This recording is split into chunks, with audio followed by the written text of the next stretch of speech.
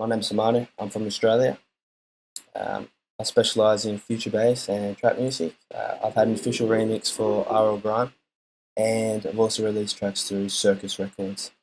Today I'm going to teach you how to write some emotional chords and how to sound a little bit more unique within the future bass genre. I think one of the most important things when writing chord progression is making sure that the bass line and the top note have a great relationship with each other. So I think if you're just trying to get some chord ideas together, I'd suggest really making sure that bass line is working from the get-go. Steal somebody else's bass line as well if you want from a different track.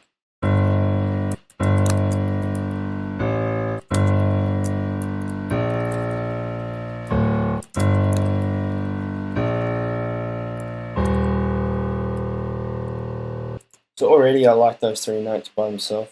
They're already somewhat emotional. What I would then do is Alt, click and drag. Try to find some nice notes up there.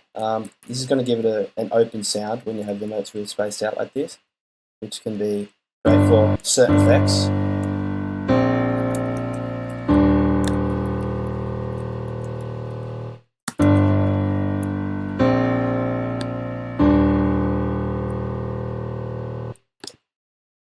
So already just with two notes,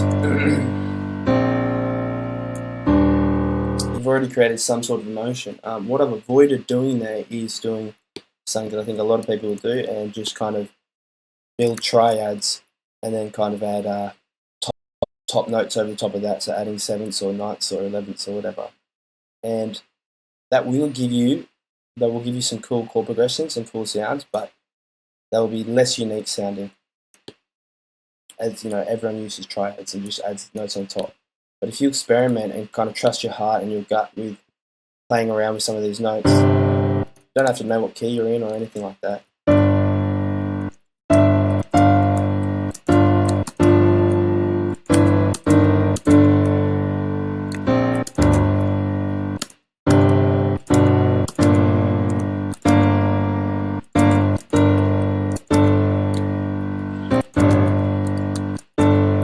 Things like seconds, sevenths, ninths. I think that's a second. Second and sevenths are really cool things to play around with. So what you can see here is this is a second up from that root note, which would sound not too great down near the root note. But once you start spreading it out across some octaves, it sounds nice, and it's a great way to add some tension. It's not often a note that is found within those chords, like having the second, having the second of a note in a chord.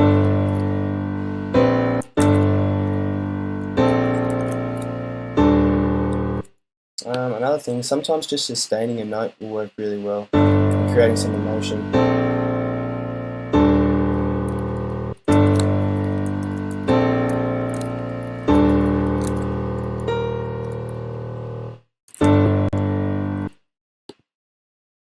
So you've got a nice little 4-bar progression. I'll Command J that. Select them all, Command D, take them across. And then I'll play with this top note.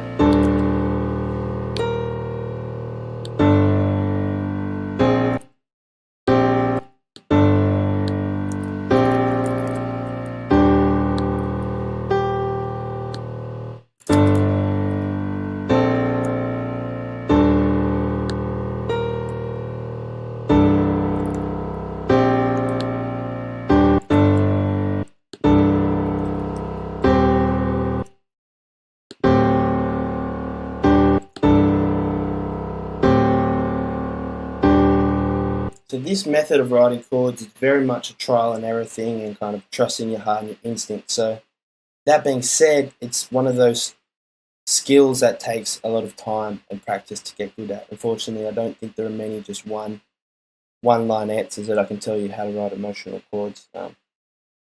Trust your instinct and do things that probably aren't,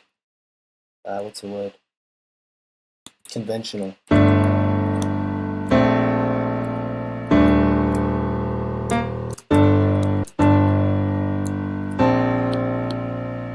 A reason why I like to write my chords on a piano is because it's a very clean sound. If you start writing chords within a supersaw or something, and you start getting real funky, like close to notes, like this, the sound, you'll start hearing, you won't hear the notes as clear. Like with the piano, you can really hear the distinction between the notes there, but when you've got a supersaw that's really wide and detuned already, when you have notes that are close to each other, you can't really distinguish between them.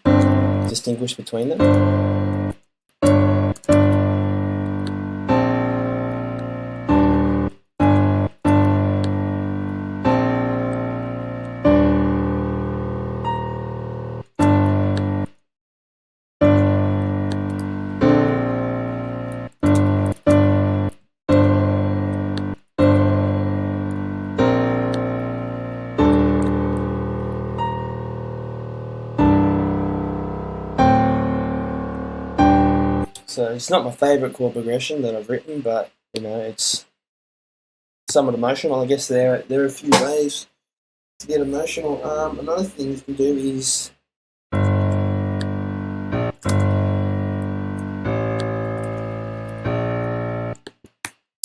just using two notes.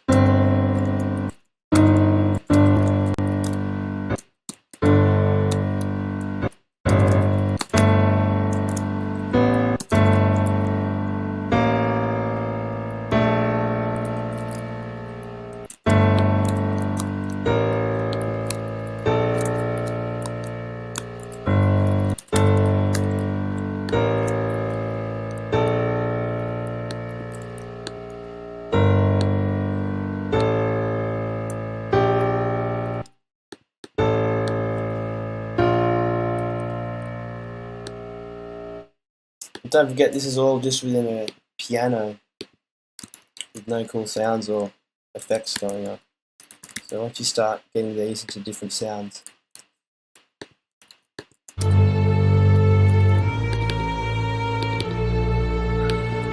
already getting that kind of cinematic vibe going on. Make your music stand out, get more views, and way more engagement. Bring your music to life. Get Music Visualizer. In every format, even for social media. Get started today. The link is in the description. What else would I have down? Yeah, so that's kind of how I would write my chords. I've just got another little progression that I've come up with here. I'm just going to show you a couple more techniques and how I've utilised some of the techniques that I've showed you. So I'll just play it for you.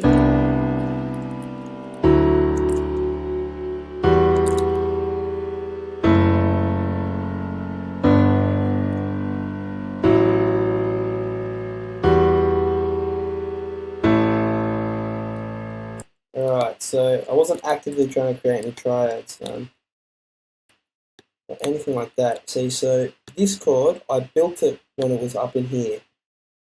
But when you bring it down here, that looks like a pretty messed up chord, and that's kind of the beauty of having this stuff so open.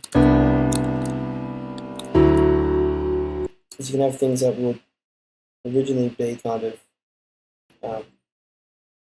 dissonant, which now sounding quite beautiful. I think lots of these things just have their seconds up at the top. That one did, that one dies, this one does too.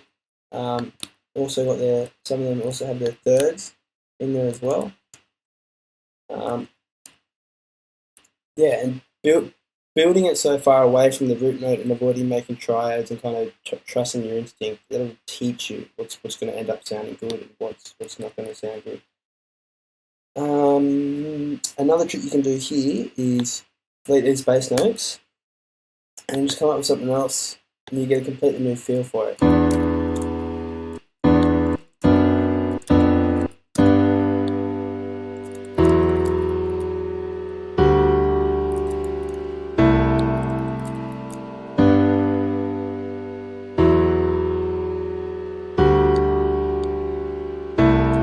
So changing the bass line over some pre-existing chords is like a cool way to change it up. If you think it's maybe sounding a bit stagnant or it's not really feeling the way you want to do, just move the bass notes, write some new ones in there. You may have to change a few of the top notes up here as well just to make it work, but you can come up with something pretty completely different just by changing the bass notes. I think that's pretty incredible. One way to add some tension in this bad boy is get like, where are we at? G. Oh, we messed with those bass notes, didn't we? Get back to the G now.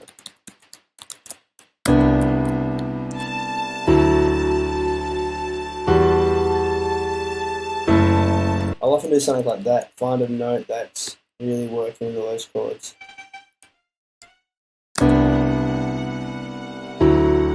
So I'm pretty sure that's a 7. I think we're in G, I'm not sure. But when I add these sustaining top notes on the strings, I will never pick like a root note or a fifth to add that extra tension with, because the first and the fifth they make you feel at home. So adding those in, you feel very comfortable. When you start adding in sevenths and less dominant and weaker notes, that's when you start getting those extra feelings.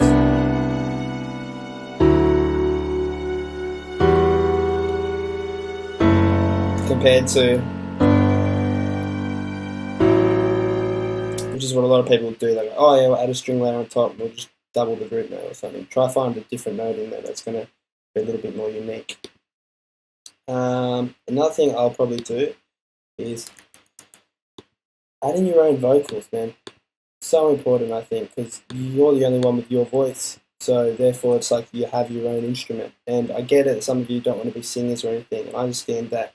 But I mean, even little oohs and ahs and little like kind of washy things in the background, that's going to kind of add a little bit of a signature to what you do. Watch, I'm going to do something pretty embarrassing. Let's just go, right? With this. Oh, oh, oh. Right? Yeah, pitch is terrible, etc., etc. That's the thing, you don't need to be a good singer or to have a good mic. That was just recorded from my lappy mic. Right? What I do have, though, is auto-tune.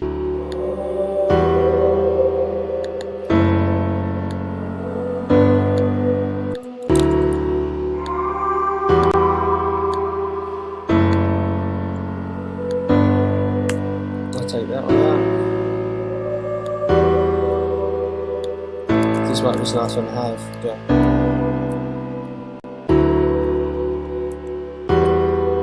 Just for example, point is, use your vocals, and you can hide it in the background and mix it low, and no one will kind of even notice, but it'll just add that extra bit of character to it. Alright, so sounding unique within the future bass genre.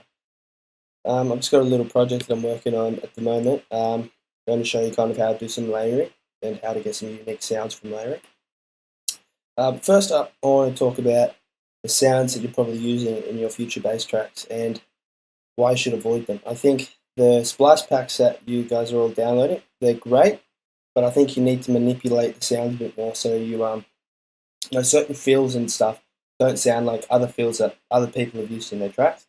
Makes it sound less unique to yours. And another big one that I really don't like, this is just personal preference, is that Jack Hughes snare, which was great when it first came around, but very much an overused thing now.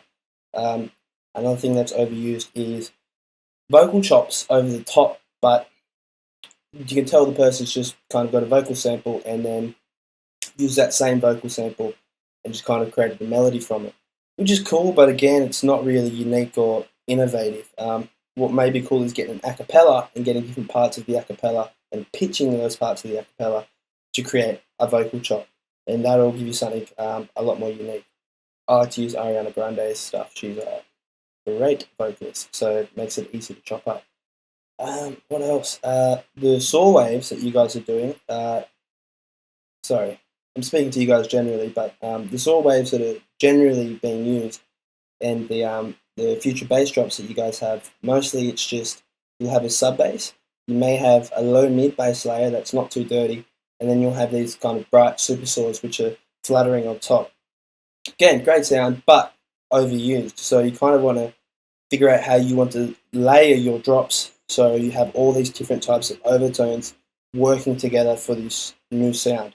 You can almost think of it like baking a cake where you have your kind of fundamental of the base of the cake, and you've got certain flavours within the cake, and then you've got that icing on top, which is kind of what, say, in a sponge cake, and you've got the icing on top, and that's kind of what's giving it most of its flavour. But it's such a minimal part of the cake. It's just that thing sitting on top. So you could relate that to a certain lead that you have sitting just on top, kind of subtle in the background, but it adds so much character to it. For example, I'll just play the drop quickly for you.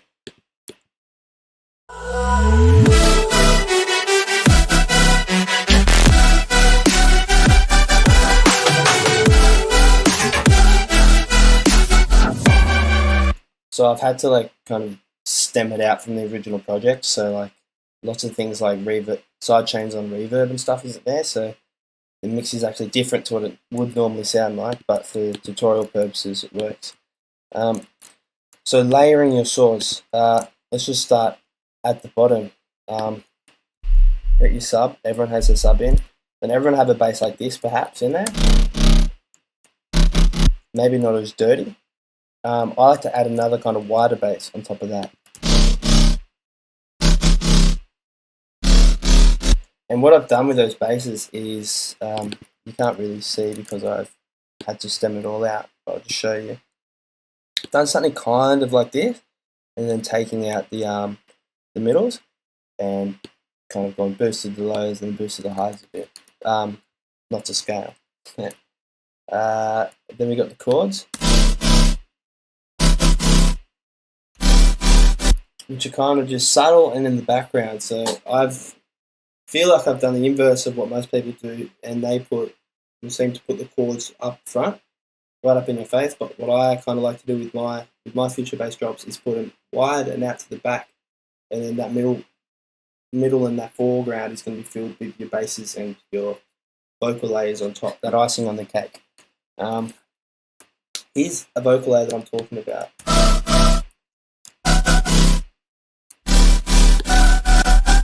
Adds so much to it. Without it,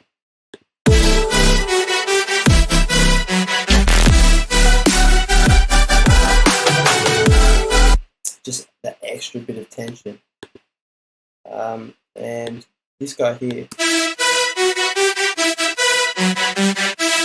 he's doing all the melodic aspects of it, so he's up the front as well. Without those two,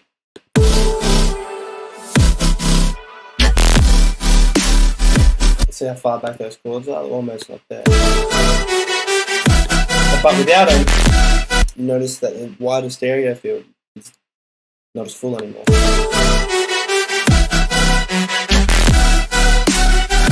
They're just sitting out there feeling that space, not prominent, not the dominant sound. Dominant sound is a funky ass melody going on, and some cool work. Really pushing through it. What else I've got on top is I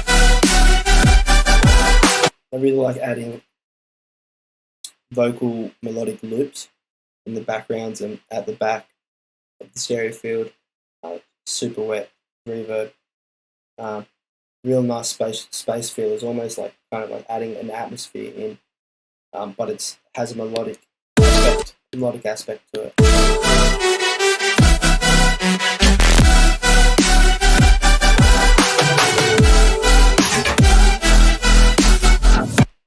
Also, the movement of the saws changes as it goes through. Sometimes it's faster,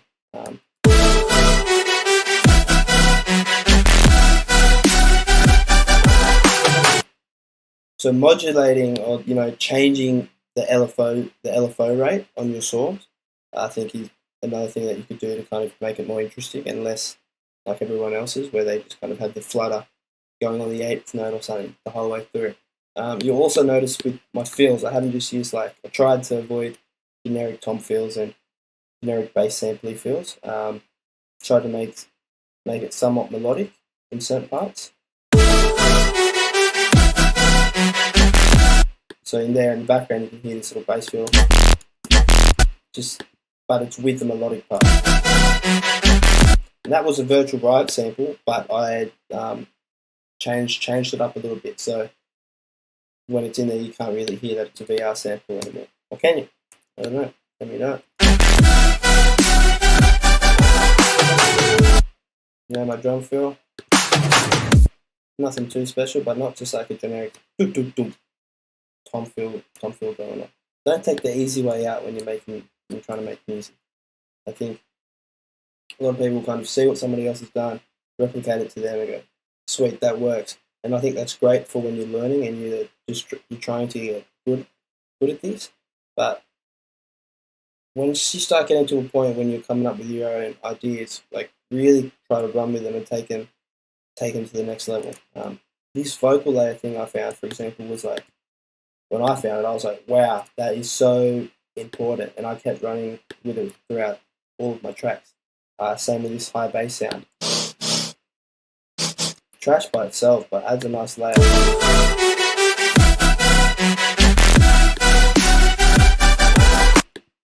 Maybe push it up a bit more if you want. And that's the thing with all these layers. It's kind of like balance them all in different ways, just with volume, like not even touching the EQs or anything, and you're already shaping new and different sounds. And the more different layers you have filling different parts of that space that you have, the less like everyone else it's going to sound. You just have a simple sub, maybe a low bass, flattery vocal chop, and fluttering saw waves with some tom fills and a jack U snare. So yeah, I hope you guys learned some stuff today. Feel free to hit me up for anything, promo, feedback, or anything like that. Hopefully the guys leave my contact details somewhere. But if not, it's just HeimanuMusic@gmail.com, or hit me up on SoundCloud, Instagram, whatever.